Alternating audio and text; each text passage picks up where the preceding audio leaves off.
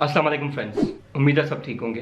कुछ भाइयों का कल रमज़ान स्टार्ट हो चुका था और कुछ का आज होगा, लेकिन इस साल का जो रमज़ान है वो सबको पता है कि डिफरेंट है। तो हमें यही कोशिश करनी है कि हम चाहे किसी भी मुल्क में रह रहे हैं, उस मुल्क का और उस मुल्क के शहरियों का साथ दें। वो कैसे? हम अपने घर में रहें और इबादत ज़्यादातर अपने घर में करें जब तक के हालात नॉर्मल नहीं होते। और इस रमज़ान में हमारी जो रियल वैल्यूज़ हैं उनको भी सामने लाएं और दूसरे लोगों को दिखाएं कि इस्लाम हमें सिखाता क्या है। अमन, प्यार और खिदमत सारी दुनिया वालों की। तो इस रमज़ान में भी हमें चाहिए कि हम सबकी खिदमत करें और सबका ख्याल रखें। और बाहर अगर जाते भी हैं तो ग्रोसरीज के लिए या किसी शॉपिंग के लिए तो हफ्ते में एक बार कोशिश करें जाएं या उससे भी कम। अगर आप बाहर निकलते भी हैं तो कोशिश करें कि 2 मीटर का फासला कम से कम बरकरार रखें दूसरों के साथ। तो बजाय इसके कि हम इफ्तार पार्टीज इस बार मिल के करें, हम इनको ऑनलाइन कर लें, क्योंकि ऑनलाइन दोस्तों से बात करना या मिलना बिल्कुल मना नहीं है और ना उसकी कोई प्रॉब्लम है।